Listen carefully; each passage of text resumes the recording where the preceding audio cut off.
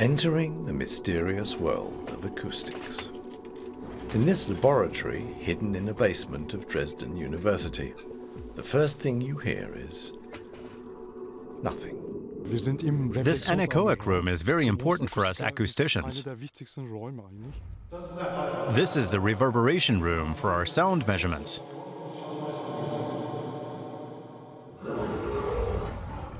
Our multimodal measuring lab is the only one of its kind in the world. The fascination of the oral world. In just 1 millisecond, we can hear a noise and react to it.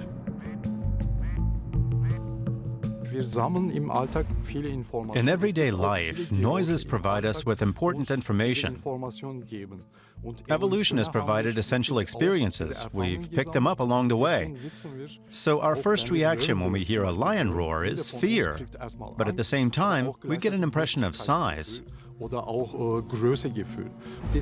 Now we're trying to understand where in the lion's roar the aggression lies, and what part of it communicates strength or power. There's a lion's roar in every vacuum cleaner. Sound design is intended to communicate a positive feeling and encourage us to buy. When we interact with products, we want optimal feedback. When I turn on a coffee machine, for instance, I'd like to know if it's working properly. We try and create optimal communication by modulating the oscillations correspondingly. For example, a refrigerator that's working properly doesn't need to send us an acoustic message. It should be as quiet as possible. Here, thousands of sacks of glass wool swallow every external noise. The acousticians hear only what they want to measure in their tests. A water bath makes minuscule oscillations visible.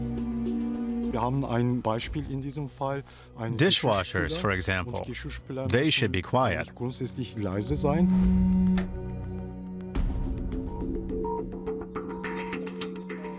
The stronger the oscillations, the louder the dishwasher.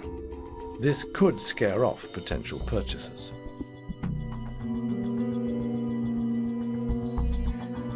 Magnets and soundproofing materials on the points of oscillation reduce the unwanted noise immediately. Mission accomplished.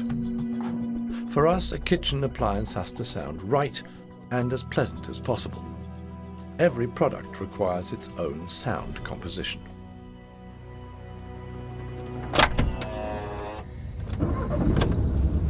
And there's nowhere this counts more than when buying a car. There are more than 400 sound sources in a modern car, and all of them have to be recognizable and pleasant. They also have to transport the correct information, because in a car, we sometimes only trust our sense of hearing.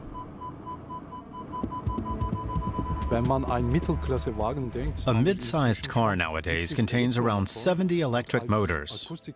As acousticians, we can't make them all sound the same. For example, an electric window has to sound different than a windshield wiper.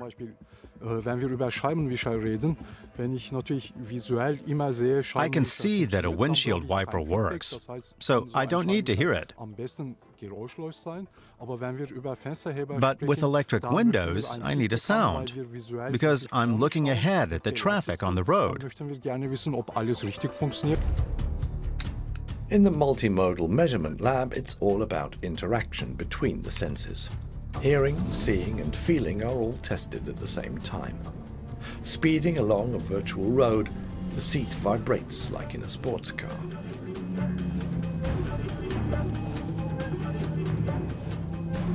The simulated engine noise corresponds to the kind of car and the driving feeling.